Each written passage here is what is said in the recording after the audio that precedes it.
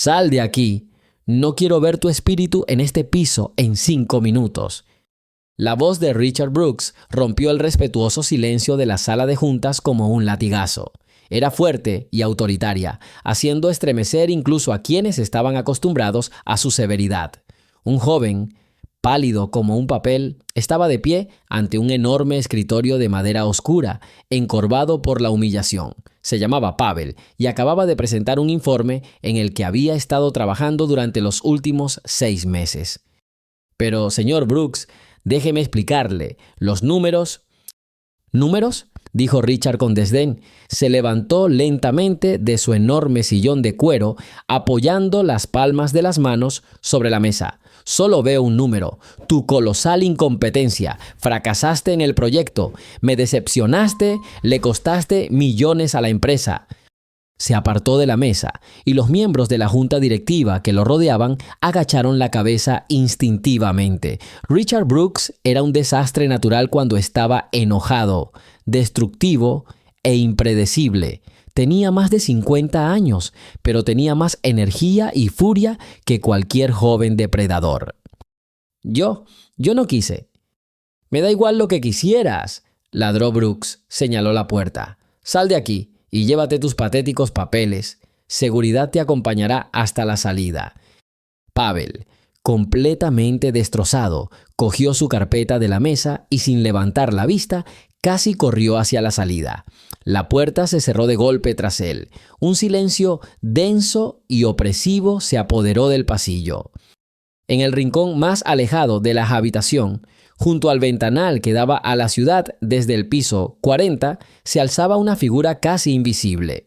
Kesha Washington, una mujer de mediana edad con un modesto uniforme azul de limpieza, limpiaba metódicamente el cristal de una estantería. Llevaba casi un año trabajando allí y había aprendido a ser una sombra. Su trabajo consistía en aparecer cuando hacía falta limpiar y desaparecer sin dejar rastro. Había visto y oído mucho, pero siempre se mantenía en secreto. Pero hoy algo era diferente. No eran los gritos del jefe, a los que estaba acostumbrada, sino el propio Richard Brooks.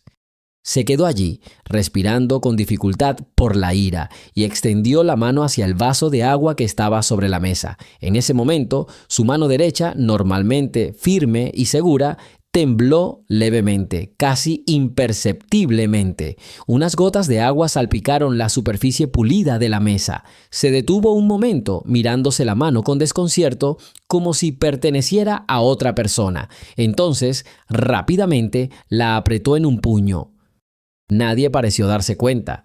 Todos lo miraban con miedo y servilismo.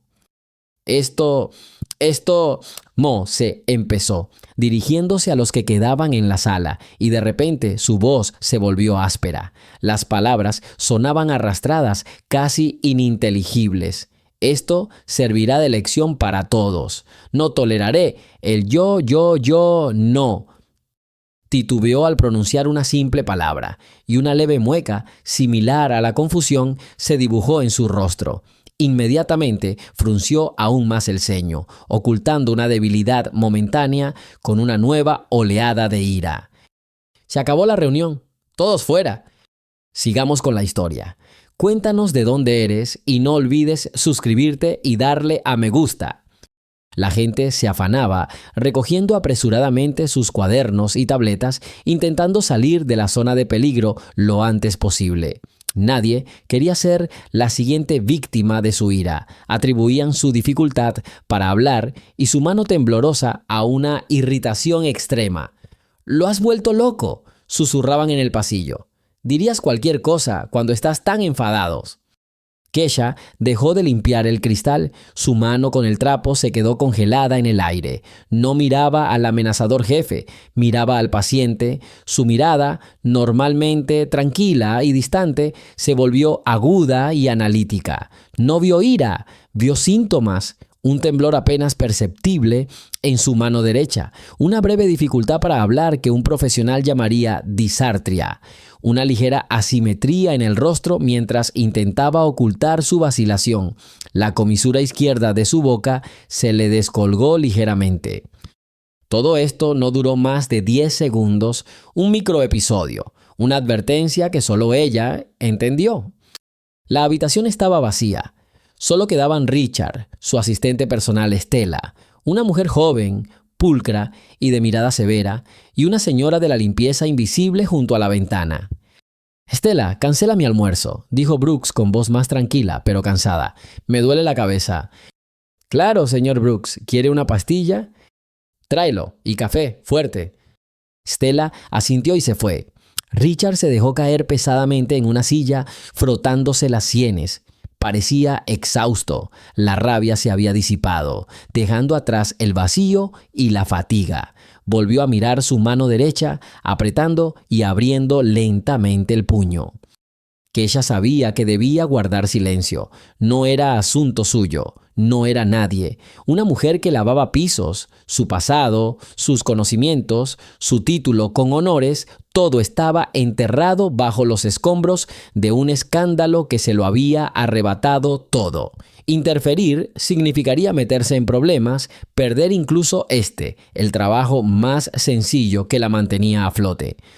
Pero el deber profesional que se le había inculcado durante tantos años de práctica era más fuerte que el miedo. Era como un reflejo. No podía ver a alguien en apuros y no ayudarlo. Podría ser el presagio de un derrame cerebral.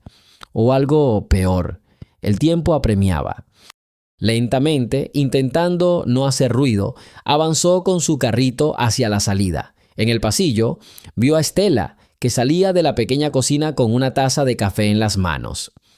Kesha respiró hondo, armándose de valor. Se detuvo justo en el camino del asistente. «Le pido perdón, señorita». Stella se detuvo, lanzándole una mirada gélida y evaluadora de pies a cabeza. Su mirada se detuvo en el uniforme azul. «¿Qué quieres?». Su tono era como si estuviera hablando con un mueble. No pretendo ser insistente», empezó Kesha con voz tranquila y serena. «Pero estaba en la sala. Me di cuenta de que el señor Brooks no tenía muy buen aspecto». Las cejas de Stella se levantaron. Estaba furioso, lo cual es comprensible, dadas las circunstancias. «Sí, claro», asintió Kesha en voz baja. Pero no era solo ira. Le temblaba la mano al tomar el vaso, y al hablar se le enredó por unos segundos. Stella resopló con desprecio. «¿Y qué? A cualquiera se le puede trabar la lengua por la ira». «Puede que no sea solo ira», continuó Kesha con insistencia, pero en voz baja. Miró directamente a los ojos del asistente, intentando conectar con él. «Estos síntomas, temblores, problemas del habla, incluso breves, podrían indicar problemas neurológicos graves. Quizás debería ir al médico, solo por precaución». Se hizo el silencio. Stella miró a Kesha como si hubiera hablado en un idioma desconocido. Al principio, el desconcierto brilló en sus ojos y luego una arrogancia absoluta. «Escúchame», susurró, bajando la voz hasta convertirla en un susurro amenazante. «¿Quién eres tú para diagnosticar al señor Brooks? Eres una señora de la limpieza. Tu trabajo es mantener todo limpio y callar. ¿Entiendes?». Kesha no se acobardó. Por dentro la oprimió una humillación familiar y olvidada, pero por fuera mantuvo la calma. «Solo me preocupa su salud. Estas señales». «Tu preocupación no le interesa a nadie», espetó Stella. Dio un paso más cerca, casi invadiendo el espacio personal de Kesha. ¿Entiendes lo que dices? Estás acusando al director de la corporación de estar enfermo. ¿Tienes idea de lo que pasará si esos rumores se extienden por la oficina? Las acciones se desplomarán». «No hablo de rumores. Hablo de una visita al médico confidencialmente». Stella se rió, una risa corta y malvada. «Increíble. La señora de la limpieza me está enseñando a cuidar a mi jefe. Recuerda de una vez por todas, la salud de Richard Brooks no es asunto tuyo. Está en excelente forma. Y lo que viste fue el resultado del estrés y la ira hacia un empleado incompetente. Y si te escucho una palabra más sobre este tema, te despedirán ese mismo día. ¿Me entiendes?». No esperó una respuesta. Evitando a Kesha como si fuera un obstáculo molesto, le llevó el café a su jefe con la cabeza bien alta. Kesha se quedó sola en medio de un largo y silencioso pasillo. Las paredes, decoradas con paneles caros, la oprimían. Exhaló lentamente. El dolor de la humillación era agudo, pero mezclado con él había otra sensación más intensa, una sensación de impotencia y ansiedad. Sabía que Stella no transmitiría su mensaje. Sabía que Richard Brooks no recibiría la ayuda que necesitaba desesperadamente. Era un hombre poderoso, rodeado de un séquito, pero en general estaba completamente solo, un ciego entre ciegos. Se miró las manos que una vez sostuvieron un bisturí, hicieron diagnósticos complejos y salvaron vidas. Ahora sostenían un trapo. Lentamente, casi mecánicamente, dio la vuelta a su carrito y lo hizo rodar por el pasillo, continuando con su trabajo. Pero ya no era solo una limpiadora, volvía a ser una observadora silenciosa e invisible que conocía un terrible secreto y comprendía que el hombre arrogante y cruel, tras la puerta cerrada de su oficina, podría estar muriendo lentamente, y nadie más que ella podía verlo. Las palabras de Stella, frías y afiladas como cristales rotos, permanecieron en la mente de Kesha mucho después de terminar su turno. Resonaban en sus oídos mientras viajaba en el traqueteante autobús, subía las escaleras chirriantes hacia su pequeño apartamento y ponía la tetera mecánicamente en la cocina. ¿Quién eres? Eres limpiadora. Se sentó a la pequeña mesa de la cocina y rodeó con las manos la taza fría. Desde la ventana se veía la pared de ladrillo de la casa vecina. Esta frase, dicha con tanto desprecio, abrió una vieja herida que creía haber sanado hacía tiempo. Pero no, simplemente supuraba bajo la fina capa de las preocupaciones cotidianas. La memoria, despiadada y precisa, la transportó 7 años atrás. No estaba en una cocina tenuemente iluminada, sino en la sala de conferencias del Saint. Lux, bien iluminada. No llevaba una bata gris, sino una blanca impecable, con su nombre bordado en el bolsillo. Doctora Kesha Washington, jefa de medicina diagnóstica. El aire estaba cargado de tensión. Frente a ella, en una larga mesa, se sentaba la junta directiva, encabezada por el administrador del hospital, el señor Fletcher, un hombre de sonrisa amable y mirada depredadora. Junto a él, el doctor Mark Anderson, un cirujano canoso y respetado, cuya opinión era ley. «Doctor Washington», comenzó Fletcher con su voz suave, «estamos aquí para hablar del caso del señor Henderson. El doctor Anderson ha expresado preocupación por su enfoque».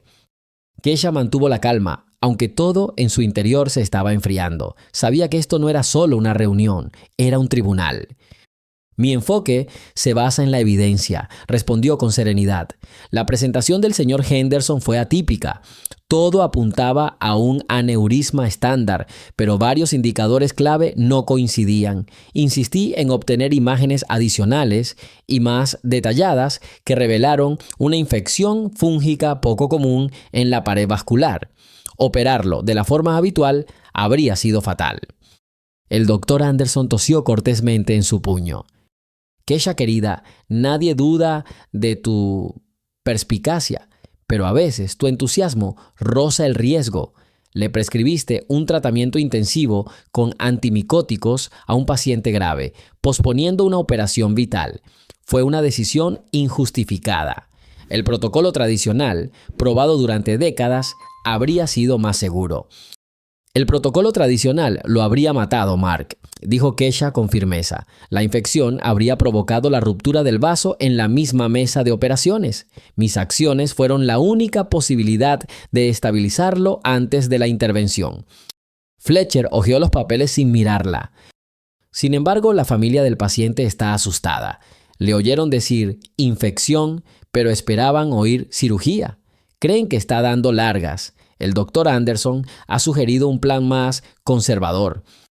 Un plan conservador es un eufemismo para no hacer nada mientras esperamos lo inevitable, dijo Kesha. Su voz se alzó. Señor Fletcher, soy especialista en diagnóstico. Mi trabajo es ver lo que otros no ven y veo que podemos salvar a este hombre si actuamos con valentía. Anderson la miró con una condescendencia paternal que resultaba más exasperante que la hostilidad abierta. La valentía y la temeridad son dos cosas distintas, doctor Washington, sobre todo para un joven especialista. A veces vale la pena escuchar la experiencia de colegas mayores. Sus palabras transmitían algo que nadie más decía. No era solo una joven profesional, era una mujer negra que había alcanzado una posición de poder que muchos consideraban inapropiada. Su confianza se percibía como descaro, su competencia como un desafío al mundo establecido. La junta falló a favor de Anderson. La apartaron del cuidado del paciente. Se le ordenó que le delegara todos los asuntos y esperara nuevas órdenes. 2 días después, el señor Henderson falleció en la mesa de operaciones. La autopsia reveló exactamente lo que ella había advertido: una infección fúngica masiva que había roto el vaso sanguíneo en la primera incisión quirúrgica. Parecería que tenía razón, pero el sistema no perdona a quienes tienen razón en contra. La tetera en la estufa hacía tiempo que se había enfriado. Keisha permanecía inmóvil, mirando la oscuridad al otro lado de la ventana. La humillación de ese día había dado paso al horror de las semanas siguientes. La familia Henderson, desconsolada y confundida, demandó, pero no al doctor Anderson, quien realizó la cirugía fatal, ni a la administración que tomó la decisión equivocada. Demandaron a la doctora Keisha Washington. La acusaron de negligencia, que no había preparado al paciente a tiempo para la cirugía y que su tratamiento experimental había debilitado su cuerpo. Las mentiras eran monstruosas, pero estaban formuladas en lenguaje oficial y respaldadas por el dictamen pericial del doctor Anderson, quien testificó en la audiencia que había intentado corregir los errores de su colega menos experimentado. Su abogado, honesto pero exhausto, intentó luchar, presentó informes de autopsias, citó artículos científicos y citó a testigos internos que avalaron su caso. Pero por otro lado, estaba todo el poder del equipo legal del hospital y la impecable reputación del doctor Anderson. En la sala del tribunal, sus palabras no resultaron convincentes. Su pasión y sus intentos por demostrar la verdad fueron retratados como histeria y un intento de desviar la culpa. Cada éxito profesional, cada vida que salvó, quedó en el olvido. Solo quedaba un caso, el caso Henderson, trastocado por completo. Recordó el día en que llegó la carta de la junta médica. Líneas secas y despiadadas anunciando la revocación de su licencia. Era más que el fin de una carrera. Era la muerte de su identidad. Todo lo que había sido, todo por lo que se había esforzado desde la infancia, había sido borrado, destruido por mentiras y prejuicios. Entonces llegó el infierno financiero. Los gastos legales acabaron con sus ahorros. Vendió su apartamento y su coche. Amigos y colegas que antes la admiraban empezaron a evitarla como si fuera una leprosa. Las llamadas cesaron. Estaba sola. El agotamiento se apoderó de ella. No solo fatiga, sino una apatía profunda y abrumadora. Pasó semanas en su habitación alquilada, incapaz de levantarse de la cama. El mundo al que había dedicado su vida la había rechazado y pisoteado. Su fe en la justicia, en la medicina, en las personas, todo había sido destruido. Pasaron meses antes de que el hambre la obligara a buscar trabajo. Cualquier trabajo. Pero ¿quién contrataría a una exmédica con semejante escándalo en su currículum? Los currículums iban a la basura. Estaba sobrecalificada para puestos sencillos y era tóxica para los profesionales. Y entonces vio un anuncio de personal de limpieza para una empresa que atiende grandes oficinas. Sin preguntas, sin experiencia, solo necesitaba estar dispuesta a trabajar por un salario mínimo. Aceptó. Los primeros meses fueron una tortura. El trabajo físico era duro, pero la humillación lo era aún más.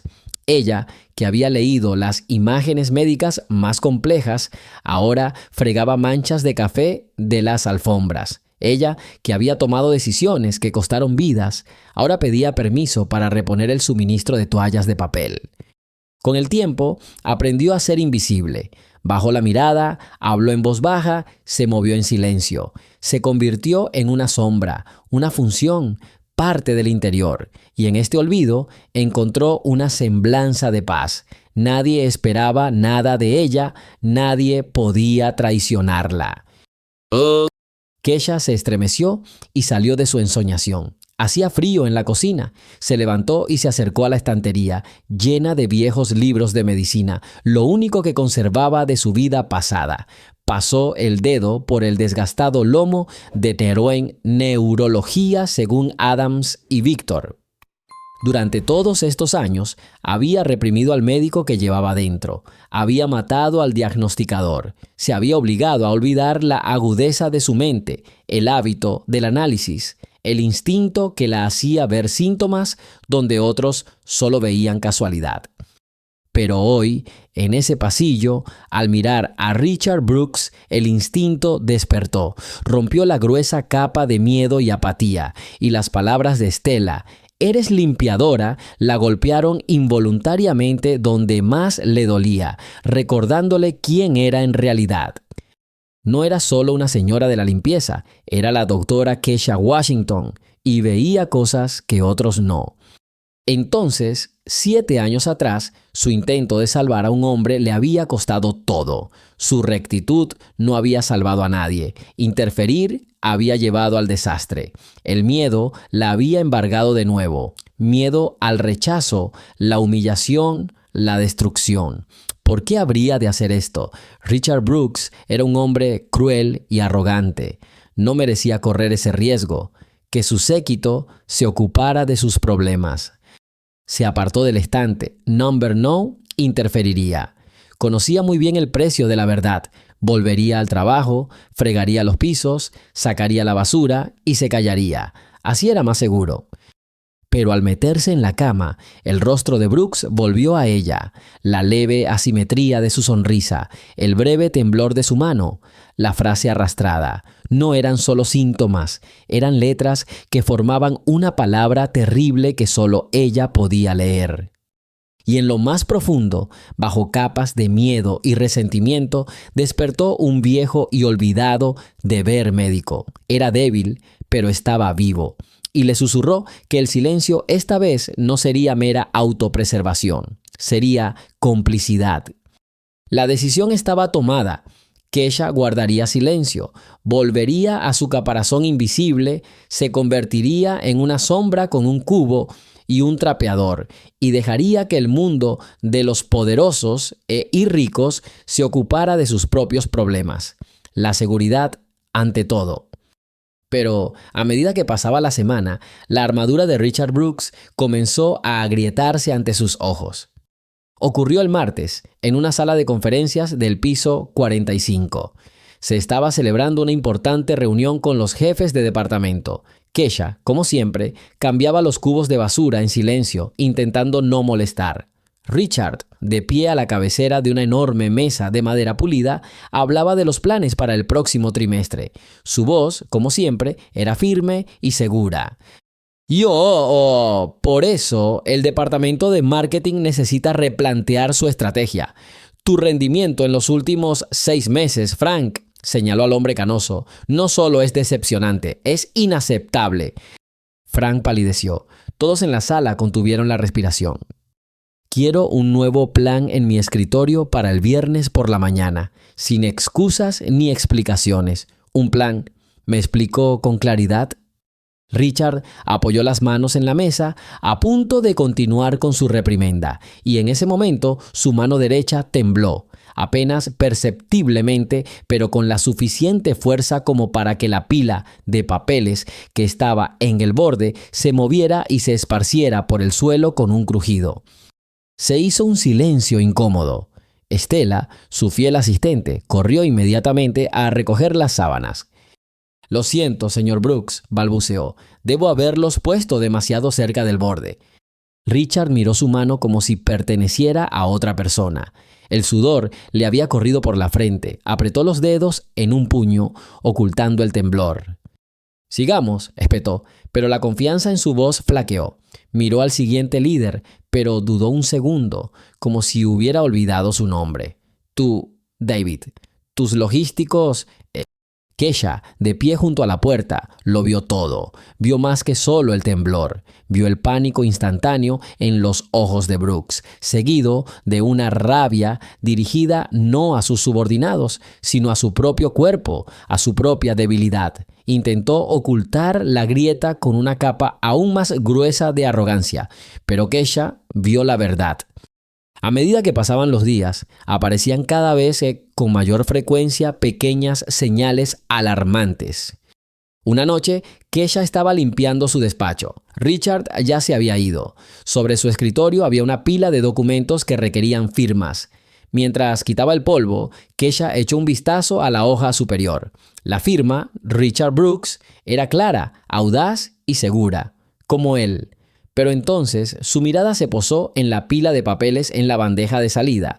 Estos eran los documentos que él había firmado, aparentemente al final del día, impulsada por la curiosidad profesional que había reprimido con tanto cuidado. Kesha cogió la hoja superior.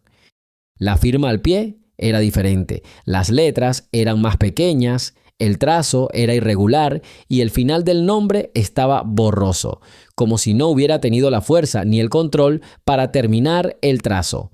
Tomó otro documento del centro de la pila, la misma historia. Comparó las firmas, la de la mañana y la de la tarde. El contraste era evidente. No se trataba solo de fatiga, era una pérdida progresiva de la motricidad fina a lo largo de una sola jornada laboral. Guardó el papel con cuidado, con el corazón latiéndole con fuerza. Esto ya no era un accidente, era un patrón. Unos días después, presenció una escena aún más extraña. Empujaba su carrito por un pasillo tranquilo cerca de las oficinas ejecutivas. Richard Brooks caminaba hacia ella. Hablaba por teléfono, con el hombro pegado a la oreja, y anotaba algo en una libreta. «Sí, entiendo. La reunión es a las 10. Sala de conferencias Atlant. Estaré allí». Colgó la llamada, se guardó el teléfono en el bolsillo y se detuvo. Se quedó en medio del pasillo, que cruzaba decenas de veces al día, mirando a su alrededor con confusión. Su mirada estaba vacía, como la de un hombre que de repente despierta en un lugar desconocido. Giró la cabeza a la izquierda, luego a la derecha. Su rostro reflejaba desconcierto, mezclado con un miedo apenas perceptible. Kesha se quedó paralizada con su carrito a pocos pasos de él. Lo vio fruncir el ceño, intentando orientarse. Un joven mensajero pasó corriendo. «Disculpe», la voz de Richard era inusualmente baja, casi insegura. «¿Puede decirme dónde está aquí?», dudó, como buscando la palabra adecuada. «¿La sala de conferencias principal?». El mensajero quedó desconcertado. «Atlas, pero está al final del pasillo, a la izquierda, señor. Acaba de hablar de ello». La mirada de Richard se volvió gélida y dura al instante.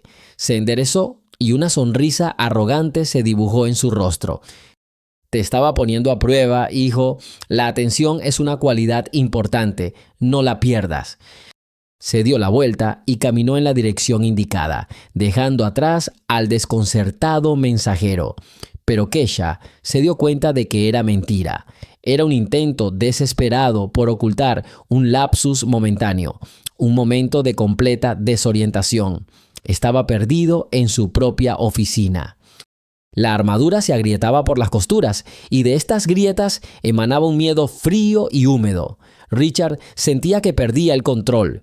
Y esto lo enfurecía. Se volvió aún más intolerante, aún más cruel con sus subordinados. Cualquier pequeño error le provocaba ataques de ira. Gritaba en las reuniones, humillaba a la gente en público, exigía lo imposible. Su imperio, construido sobre una voluntad de hierro y un intelecto impecable, empezó a tambalearse porque su propio fundador se sentía vulnerable. Los más cercanos a él estaban demasiado asustados para decir algo o lo atribuían al estrés. «Está muy cansado», escuchó Kesha a Stella por teléfono un día, aparentemente hablando con la esposa de Brooks. Este nuevo proyecto lo está agotando. Se ha puesto un poco nervioso. Pero ya conoces a Richard. Solo necesita unas buenas vacaciones. No creo que necesite un médico. ¿Qué le va a decir un médico? Descanse un poco, señor Brooks. Eso es ridículo. Kesha negó con la cabeza. No vieron o no quisieron ver. Pulieron la armadura sin percatarse de que el hombre que llevaba dentro se desintegraba lentamente. El peor momento de Kesha llegó el viernes, al final de su turno. Fue al baño de hombres en la planta de administración para revisar la limpieza y reponer. Estaba vacío. En uno de los cubículos vio un trozo de papel en el suelo. Lo recogió para tirarlo, pero lo desdobló automáticamente. Era un trozo de papel de un cuaderno. En él estaba la misma frase escrita muchas veces. Soy Richard Brooks. La primera línea estaba escrita con seguridad. La segunda, un poco peor. En la quinta línea, las letras empezaron a bailar. En la décima, las palabras eran casi ilegibles, convirtiéndose en garabatos que un niño podría haber dibujado. Un escalofrío recorrió a Kesha. Se imaginó a ese hombre poderoso y orgulloso sentado allí, en un cubículo cerrado, intentando desesperadamente escribir su nombre, intentando demostrarse a sí mismo que seguía siendo quien era, que no se había perdido a sí mismo. Apretó el papel en la mano. Ya no era solo una observación, era una prueba, un grito silencioso de ayuda, tirado a la basura. Se quedó de pie en medio del retrete vacío y reluciente, y su determinación de guardar silencio se desvaneció. Recordó el juramento que había hecho hacía muchos años, el juramento de ayudar, sin importar quién fuera, bueno o malo, pobre o rico, ayudar a una persona enferma que necesitaba un médico.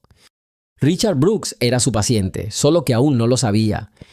Y el miedo por su trabajo, por su precaria posición, por su paz mental, pasó a un segundo plano, porque otro miedo cobró protagonismo, el miedo a quedarse de pie y observar en silencio cómo un hombre se desvanecía ante sus ojos con el conocimiento para ayudarlo.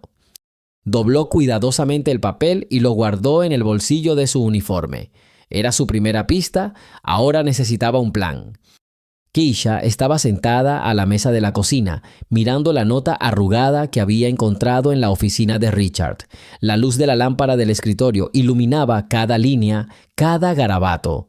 Alisó el papel metódicamente, como si intentara borrar las huellas de desesperación que se habían congelado en él.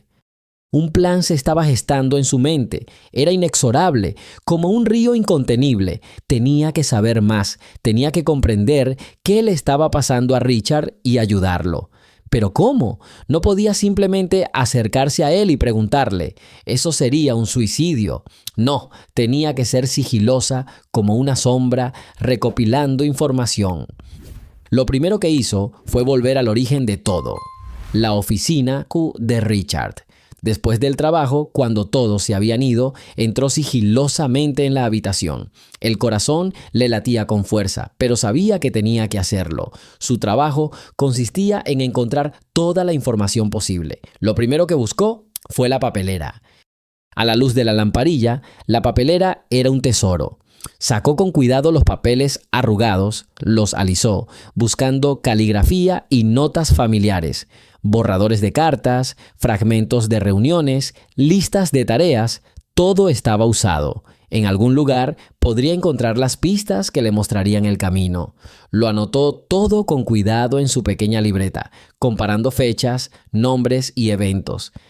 Unos días después ya estaba revisando los registros. Las conclusiones llegaban lenta, pero seguramente. Ahora sabía algo que desconocía. Se dio cuenta de que tenía problemas de salud. Encontró referencias a visitas y análisis médicos. El siguiente paso fue escuchar a escondidas. Empezó a prestar más atención a las conversaciones en la oficina. Intentaba estar cerca cuando los empleados discutían asuntos relacionados con Richard. Era como una sombra invisible, deslizándose por los pasillos y entrando en las oficinas sin llamar la atención. Un día, al entrar en la oficina de Richard para limpiarla, escuchó una conversación. 2 secretarias discutían los asuntos del jefe, incluyendo su salud. «Ayer casi se cae en una reunión», susurró una. «Está completamente desorientado». Kesha contuvo la respiración. Era como una pista. Kesha guardó los documentos con cuidado, pero siguió escuchando de reojo. «Seguro que está muy cansado», sugirió la segunda. «¿Y viste cómo le dio la mano hoy?» Kesha se estremeció. Eso era lo que había notado en el video. «Tenemos que hacer algo», dijo una de ellas. «Necesita descansar urgentemente». «Sí», respondió la segunda. «Ya era hora. Lo lleva todo a cuestas». Al salir de la oficina, cerró la puerta con cuidado. Ahora tenía más información. Presentía que algo andaba mal con él. Finalmente, decidió analizar videos de Richard hablando en público. En casa, en su vieja computadora, observó metódicamente sus discursos, comparándolos entre sí. Empezó a notar cambios sutiles, cambios en el timbre de su voz, movimientos involuntarios, reacciones más lentas. Primero, vio su discurso de hace un año. Era enérgico y entusiasta. Hablaba con seguridad. Luego, pasó a sus discursos recientes. Al principio, nada parecía haber cambiado. Y luego, su mano derecha tembló ligeramente. Respondía más despacio a las preguntas. Su voz se volvió más apagada. Tomó varias imágenes congeladas en las que el cambio era perceptible, estaba segura, no era solo un accidente, era una enfermedad. Ahora tenía una imagen, una bastante clara, pero que necesitaba ser verificada. Todo esto la impulsó a tomar una decisión final. Necesitaba encontrar a alguien en quien confiar, alguien a quien decirle la verdad. En ese momento escribió: «El plan en acción». La noche era su aliada. En su diminuta e impecable cocina, Kesha alisaba un papel arrugado sobre la encimera. «Soy Richard Brooks», 10 veces. Cada anotación sucesiva era un testimonio visual de su control menguante. Esto no era solo una prueba, era la piedra angular de su plan, un plan que no podía fallar. Al día siguiente, sus movimientos en la oficina adquirieron un nuevo significado secreto. Su carrito de limpieza se convirtió en una oficina móvil. Dentro, bajo toallas limpias y botellas de productos de limpieza, había una pequeña libreta de tapa dura y un bolígrafo. Ya no recogía basura sin pensar. Cada papelera de la planta ejecutiva se convirtió en un tesoro. Empezó en la oficina de Richard Brooks, la última en entrar, cuando los pasillos estaban vacíos. Cerró la puerta desde dentro con el pestillo que solía usarse para el cartel de suelo mojado y vació el contenido de la papelera sobre un periódico extendido. Sus manos, enguantadas de goma, se movían con rapidez y precisión, como las de un cirujano. Informes arrugados, borradores de cartas, servilletas con notas, la mayoría eran inútiles, pero a veces tenía suerte. Aquí estaba un borrador del memorando. La letra de Brooks, que había llegado a reconocer, comenzaba fluida, pero al final del tercer párrafo las letras estaban comprimidas y las líneas se deslizaban. Aliados inesperados. No puedes estar aquí. Este es un estacionamiento privado. La voz del guardia era monótona e indiferente, pero firme. Kesha estaba junto al reluciente coche negro, esperando a la única persona que creía que la escucharía.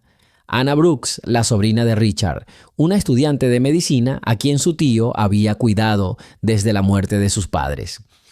«Estoy esperando a la señorita Brooks», respondió Kesha con calma, sin moverse de su sitio. Olvidó su bufanda en el edificio. Tenía en la mano una sencilla bufanda de cachemira que se había comprado una hora antes en la tienda de la esquina. Una mentira barata, pero necesaria. El guardia entrecerró los ojos con incredulidad. «No me dijo nada. Vete o llamaré a la policía». En ese momento, la puerta de cristal del centro de negocios se abrió con un silbido y una joven salió al porche. Llevaba el pelo rubio recogido en una coleta apretada y su rostro reflejaba fatiga y ansiedad. Vio al guardia de seguridad, su coche y de repente una figura oscura a su lado. «Ana», Srenia, gritó el guardia, adelantándose. «Esta mujer dice que te espera». ¿La conoces? Anna Brooks se detuvo. Le dirigió a Kesha una mirada rápida e inquisitiva. Su mirada se detuvo en su uniforme de limpieza. No había desprecio en ella, solo sorpresa. Sí, dijo inesperadamente para todos. Su voz era tranquila pero firme. Sí, la conozco. Gracias por traerla. De verdad que la perdí. Se acercó y le quitó la bufanda a Kesha. Sus dedos se tocaron un instante. La mano de la chica estaba fría. Gracias, Frank. Todo está bien, le dijo al guardia por encima del hombro y volviéndose hacia Kesha, bajó la voz hasta convertirla en un susurro. ¿Qué necesitas? Aquí no, respondió Kesha con la misma calma. Se trata de tu tío, de su salud. Anna se estremeció como si la hubieran golpeado. Miró rápidamente a su alrededor. El estacionamiento desierto, la mirada indiferente del guardia de seguridad, los altos muros de cristal del edificio donde su tío era rey. ¿De dónde eres? ¿Quién eres? Me llamo Kesha Washington. Trabajo en este edificio y veo cosas que otros no ven. Tiene 15 minutos. Los ojos de Anna, grandes y grises como el cielo invernal, reflejaban miedo y determinación a la vez. Sabía que algo andaba mal con su tío. Había notado rarezas en él en los últimos meses. Promesas olvidadas, arrebatos de ira repentinos, un andar extraño y arrastrado que intentaba disimular de inmediato. Pero cada vez que intentaba hablar con él o con sus ayudantes, se topaba con un muro de irritación. Solo está cansado. Es una gran responsabilidad. Ocúpate de tus asuntos, chica. De acuerdo, exhaló. Sube al coche. Kesha se sentó en el asiento delantero. El interior olía a cuero caro y perfume fino. Anna conducía en silencio, con los nudillos blancos sobre el volante. Condujeron unas cuantas cuadras y se detuvieron en un tranquilo parque junto al río. El viento otoñal mecía las hojas amarillentas. «Habla», exigió Anna sin girar la cabeza. Kesha no perdió el tiempo. Sacó una carpeta delgada de su bolso, la misma que se había convertido en su pesadilla y su única esperanza. «No me andaré con rodeos, señorita Brooks. Creo que su tío tiene un trastorno neurológico grave y está empeorando». Anna se giró bruscamente y la ira brilló en sus ojos. «¿Qué tonterías dices? Eres una señora de la limpieza. ¿Qué derecho tienes a hacer diagnósticos? ¿Acaso entiendes con quién estás hablando? Antes de ser limpiadora, trabajé como diagnosticadora durante 15 años en una de las mejores clínicas del país», respondió Kesha con serenidad, mirándola directamente a los ojos. «Perdí mi licencia, pero no mis conocimientos. Ahora, por favor, mire esto». Abrió la carpeta. Primero había una hoja con ejemplos de escritura. «Soy Richard Brooks». La firma de hace un año, segura, con un gesto amplio, y la firma de hace unos días, pequeña, temblorosa, apenas legible. «Se llama micrografía», explicó Kesha. «Uno de los síntomas clásicos, una disminución de la escritura. Observa la dinámica. Aquí tienes muestras de los últimos 3 meses».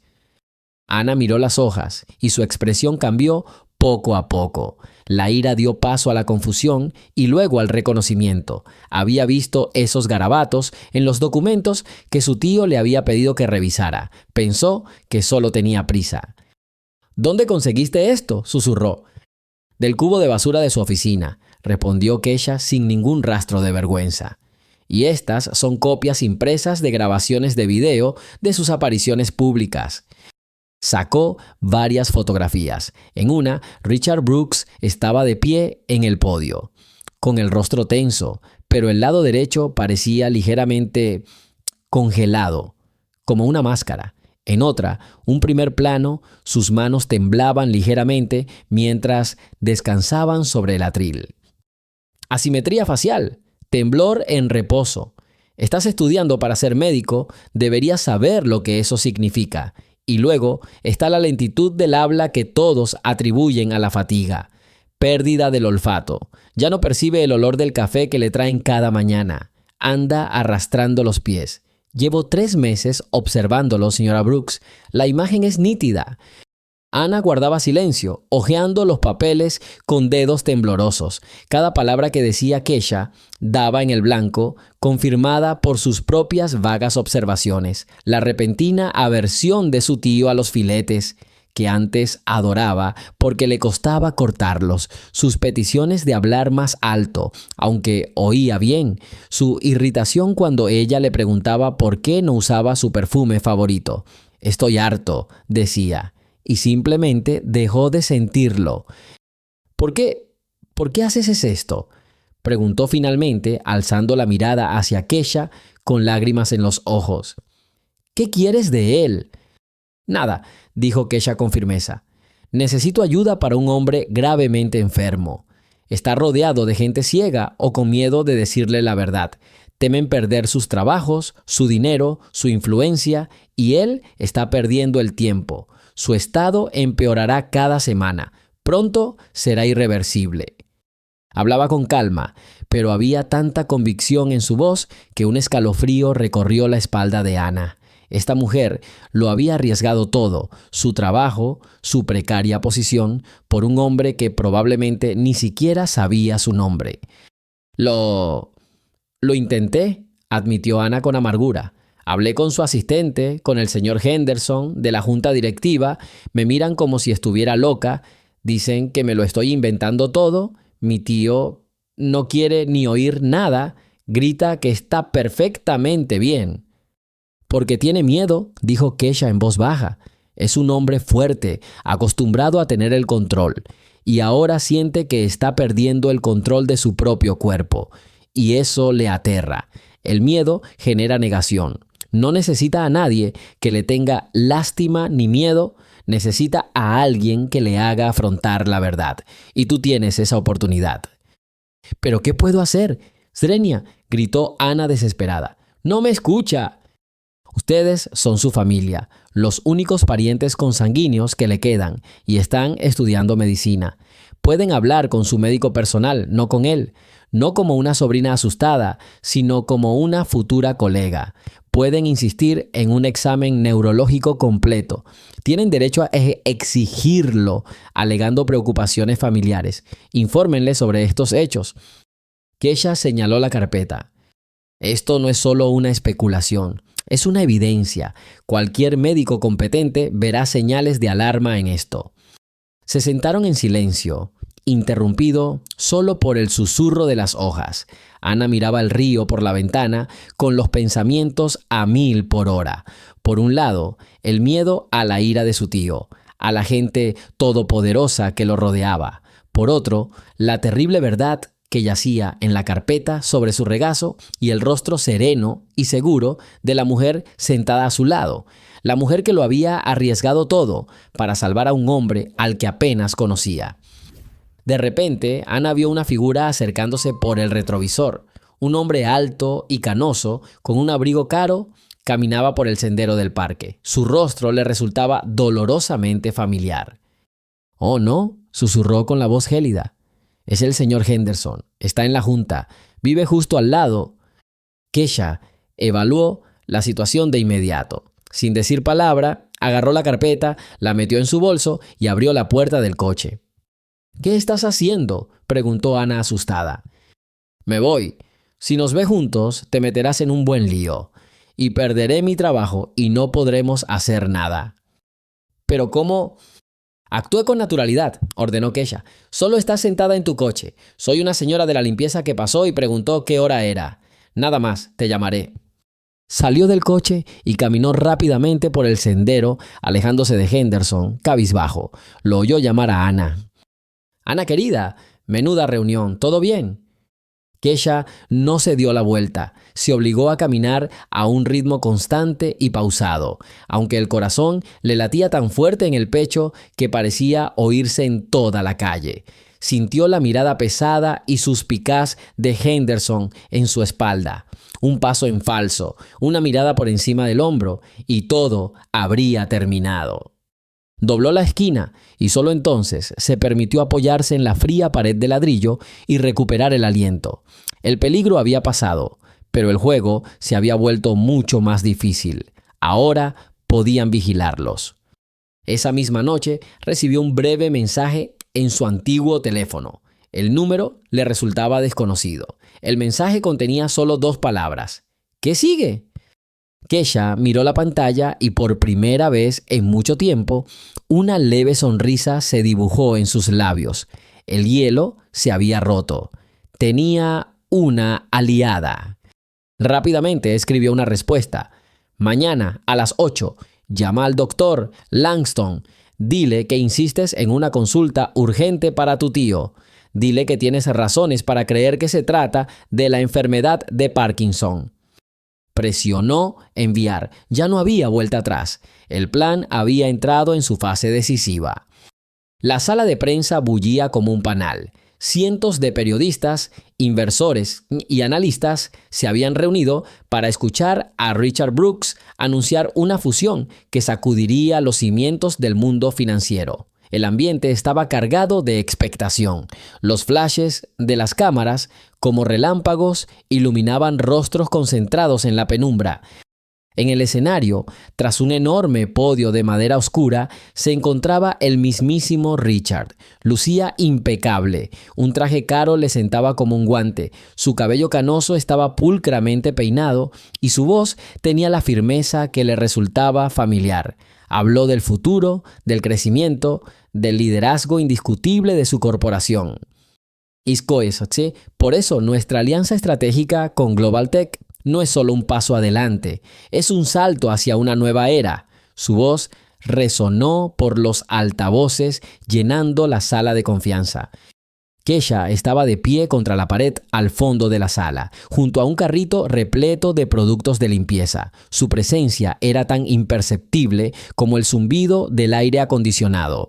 Debería haber esperado a que terminara el evento y ordenado el lugar, pero no podía apartar la vista de la figura en el escenario. Veía lo que otros no veían, la ligera rigidez en su mano izquierda, que apretaba constantemente en un puño, como si intentara calmar sus dedos indomables.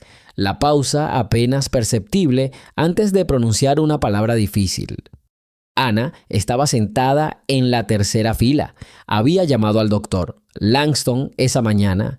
La conversación había sido breve y humillante.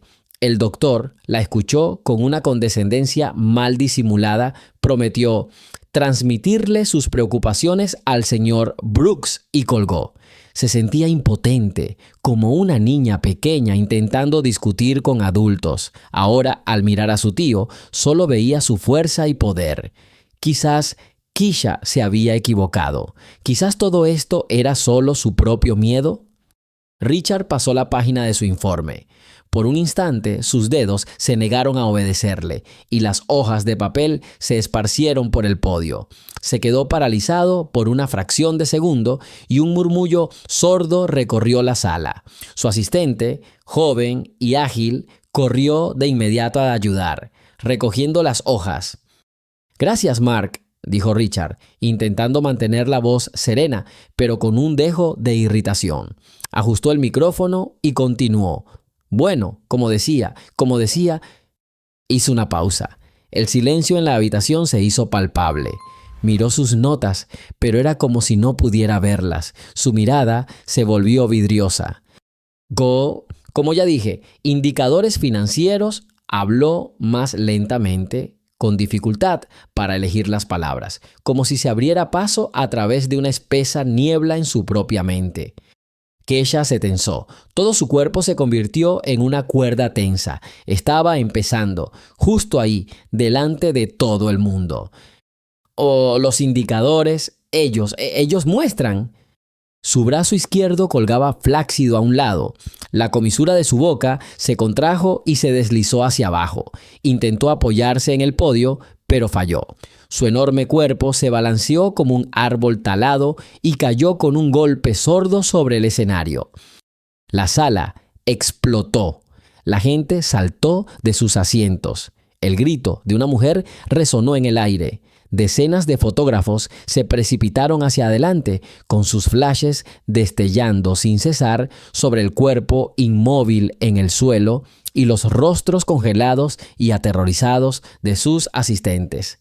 El personal de seguridad subió al escenario a empujones, apartando a los periodistas y creando un escudo humano alrededor de su jefe. «Doctor, ¿hay algún médico aquí?», gritó alguien. «Llamen a una ambulancia, inmediatamente». Ana se sentó en su asiento, paralizada por el horror. Vio a 2 guardias intentando levantar a su tío y a su asistente, Mark, gritando por teléfono, presa del pánico. El caos era total. Keisha apartó su carrito. Ya no era limpiadora. En un instante, todos los años de miedo y resignación se desvanecieron. Frente a ella había un paciente grave y nada más importaba. Ella avanzó, apartando a la gente con determinación. «Déjenme pasar, déjenme pasar», Srenia dijo con una voz firme y autoritaria que hizo que la gente se apartara instintivamente. «Tío, mujer, ¿a dónde vas? ¡Alto!». Uno de los agentes de seguridad intentó detenerla, pero ella lo esquivó sin aminorar la marcha. Ella subió corriendo al escenario. Mark, el asistente de Richard, la reconoció e hizo una mueca. «¿Qué hacen aquí? Fuera de aquí, seguridad». Pero Keisha ya se había arrodillado junto a Richard. Rápidamente le revisó el pulso carotídeo. Rápido, pero débil. Le levantó el párpado. La pupila respondía a la luz, pero con lentitud. «¡No lo toquen!», ordenó a los guardias que intentaban sentarlo. «Pónganlo boca arriba. Arriba. Derecho». Su tono era tan autoritario que los 2 hombres enormes obedecieron sin cuestionar. En ese momento, por la entrada de servicio entraron corriendo 2 ambulancias con una camilla y una caja. «¿Qué hay aquí?», Srenia preguntó el mayor sentándose a su lado.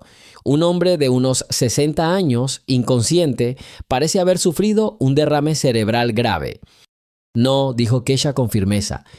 El paramédico la miró sorprendido, notando su uniforme por primera vez. «Señora, por favor no me moleste». «No es un derrame cerebral», repitió, mirándolo directamente a los ojos. «No presenta ninguna asimetría facial evidente. Lo he estado monitoreando durante varias semanas. Ha presentado temblores progresivos en la mano derecha, episodios de desorientación y disartria. No parece un derrame cerebral hemorrágico o isquémico clásico». El paramédico frunció el ceño mientras continuaba su examen. «¿Quién eres?». «No importa», espetó Keisha. «Fíjate en su reacción. Probablemente su presión arterial esté por las nubes, pero eso es secundario. Es un ataque causado por otra cosa. Podría ser un accidente isquémico transitorio debido a un tumor». Ana, finalmente volviendo en sí de su estupor, corrió hacia el escenario. «Tiene razón, escúchala», gritó. «Soy su sobrina. Estábamos a punto de hacerle un examen neurológico completo. Tenía todos estos síntomas».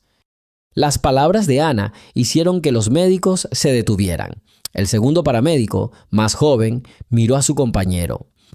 «Está hablando de signos de un tumor cerebral», dijo en voz baja. El paramédico de mayor rango volvió a mirar a Keisha, esta vez con una expresión diferente. El escepticismo dio paso a un interés cauteloso. «¿Es usted médico?». «Yo era médico», respondió Keisha brevemente. «No le des anticoagulantes hasta que le hagas una tomografía computarizada. Si es un tumor con hemorragia, lo matarás. Estabiliza su presión arterial y llévalo a una resonancia magnética inmediatamente. ¡Urgente!». Sus palabras fueron como martillazos, claras, contundentes, innegables. El médico jefe asintió. «Entendido. Prepara la camilla. Oxígeno. Administra soporte y sube al coche. Notifica a neurocirugía del Hospital Central sobre un posible tumor. Ahora». El equipo trabajó con rapidez y eficiencia. Richard Brooks fue colocado cuidadosamente en una camilla. Asegurado con correas, se le colocó una máscara de oxígeno y fue trasladado a la salida. Las sirenas de la ambulancia, antes audibles desde lejos, ahora sonaban justo afuera del edificio. Al desaparecer la camilla tras la puerta, un silencio sepulcral invadió la sala. El caos se había calmado, dejando solo desconcierto. Cientos de ojos, pertenecientes a las personas más influyentes de la ciudad, estaban fijos en un punto del escenario, en una mujer morena con uniforme gris de limpieza que seguía arrodillada donde su ídolo y maestra acababa de yacer. Kesha se puso de pie lentamente. Sentía que le temblaban las manos. La adrenalina se le escapaba, dejando tras sí un vacío y una fatiga punzante. Se miró las palmas de las manos. Lo había vuelto a hacer. Había intervenido, pero esta vez era diferente. Esta vez tenía cientos de testigos. Mark, el asistente, la miró boquiabierto. La sorpresa, la vergüenza y el miedo se mezclaban en sus ojos. Ana bajó del escenario y se acercó a Kesha. Le tomó la mano en silencio. Tenía los dedos helados, pero la agarró con fuerza. «Gracias», susurró. Kesha asintió en silencio. Miró el pasillo congelado, los flashes de las cámaras que ahora la enfocaban y comprendió. Nada, volverá, a serie, igual. Nuevo comienzo. El teléfono del apartamento de Kesha llevaba 3 días sonando sin parar. Periodistas, representantes de canales de televisión, incluso algunos escritores que querían escribir un libro sobre su vida de inmediato. Todos querían al menos 1 minuto de su tiempo. Dejó de contestar. Simplemente apagó el sonido. El ruido fuera de la ventana era más fuerte de lo habitual. Varias furgonetas con logos de agencias de noticias estaban de servicio en su calle con la esperanza de emboscar a la heroína del pueblo. Al cuarto día, llamaron tímidamente a la puerta. Kesha se tensó, pero el golpe no fue insistente, sino más bien cortés. Miró por la mirilla y vio a un hombre mayor con traje formal. Sostenía un costoso maletín de cuero. Algo en su rostro, tranquilo y serio, la indujo a abrir la puerta. «Señorita Washington», Srenia preguntó haciendo una ligera reverencia. «Me llamo Arthur Hale. Represento a la Junta Directiva del Centro Médico Central. ¿Puedo pasar unos minutos?» Kesha dio un paso atrás en silencio, dejándolo entrar a su modesta sala de estar. «No doy entrevistas», advirtió inmediatamente. «No estoy aquí por eso», dijo Hale en voz baja, sentándose en el borde de la silla que ella le había indicado. «Estoy aquí para disculparme, en nombre de toda la comunidad médica. Lo que te ocurrió hace 10 años fue un fracaso sistémico, una vergüenza para nuestra profesión». Kesha lo miró sin emoción. Ya había oído disculpas antes. No valían nada. «Pero no estamos aquí solo para hablar», continuó Hale, como si le leyera el pensamiento. Abrió su maletín y sacó una carpeta gruesa. La Junta Directiva del Centro Médico Central se reunió de emergencia. Votamos unánimemente para pedirle que dirija nuestro nuevo departamento, el Departamento de Diagnóstico de Enfermedades Complejas y Raras. Colocó la carpeta en la pequeña mesa entre ellos. «Su licencia médica será restituida de forma expedita. Nos encargaremos de todos los trámites legales». Dudó, eligiendo las palabras. «Es lo menos que podemos hacer». Su perspicacia le salvó la vida al señor Brooks y, francamente, nos dejó a todos conmocionados. Kesha guardó silencio un buen rato, mirando la carpeta con el escudo oficial. 10 años de humillación, trabajo duro, esperanzas olvidadas. Y ahora todo esto yacía frente a ella, sobre la mesa. «Lo pensaré», dijo finalmente con voz serena. «Por supuesto», asintió Hale, poniéndose de pie. «Esperaremos tu decisión. Sería un honor para nosotros». Pasaron 3 meses. El nombre de Kesha Washington ya no aparecía en las noticias, pero estaba grabado en la historia de la ciudad. Había aceptado una oferta del Centro Médico Central. Su nueva oficina era espaciosa, con una ventana que daba al parque. Su escritorio estaba vacío, solo revistas médicas y montones de historiales de pacientes. Trabajaba con la misma concentración metódica que cuando fregaba los pisos en Brooks Enterprises. Richard Brooks se sometió a un tratamiento difícil. La operación fue exitosa, pero la recuperación fue larga. Renunció como director ejecutivo y cedió el control a la junta directiva. La humillación pública y el roce con la muerte lo transformaron hasta dejarlo irreconocible. La arrogancia desapareció, reemplazada por un cansancio silencioso y reflexivo. Un día, su asistente personal llamó a la oficina de Kesha. Doctor Washington, el señor Richard Brooks solicita una cita con usted. Está disponible cuando le sea conveniente. De acuerdo, respondió Kesha tras una pausa. Que venga mañana a las 3 de la tarde. Al día siguiente, Richard Brooks entró en su oficina. Estaba más delgado, caminaba más despacio y se apoyaba en un elegante bastón. No quedaba rastro del formidable señor que había visto en el escenario. Doctor Washington, dijo. Su voz era ronca pero firme. Gracias por recibirme. Tome asiento, señor Brooks, dijo, señalando la silla de un visitante. Se sentó dejando su bastón a su lado. Guardaron silencio unos segundos. No estoy aquí para pedir perdón, empezó. No hay perdón por lo que hice ni por quién fui. He venido a ofrecerte algo. Colocó sobre la mesa una carpeta delgada, muy similar a la que había traído Arthur Hale. Vendí mi participación en la empresa. Ahora tengo suficiente dinero y, curiosamente, tiempo. Estoy creando una fundación, la Fundación Washington. Su objetivo es brindar asistencia legal y financiera a profesionales que han sufrido injusticias sistémicas, prejuicios o errores médicos. Personas que han sido destrozadas por el sistema, como una vez te destrozó a ti. Kesha lo miró. Quiero que presida el consejo directivo de esta fundación, continuó Richard. Tendrá control total sobre la distribución de los fondos. Mi participación será puramente financiera. Mi nombre no aparecerá en ninguna parte. Esta será su fundación. La miró directamente, sin rastro de adulación. Había un profundo respeto, ganado con esfuerzo, en su mirada. ¿Por qué haces esto?, preguntó Kesha. Porque tenías razón, respondió simplemente.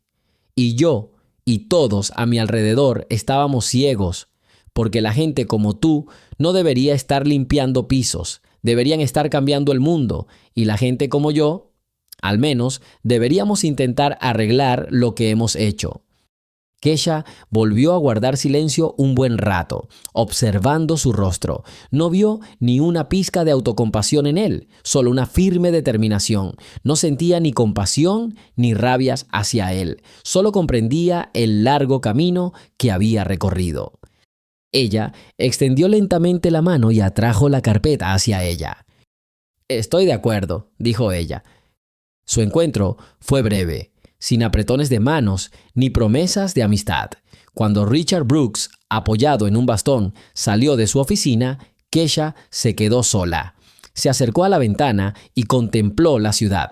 En algún lugar, allá afuera, había otras personas cuyos conocimientos y talentos estaban sepultados bajo los escombros de la arrogancia e indiferencia ajenas. Ahora tenían una oportunidad.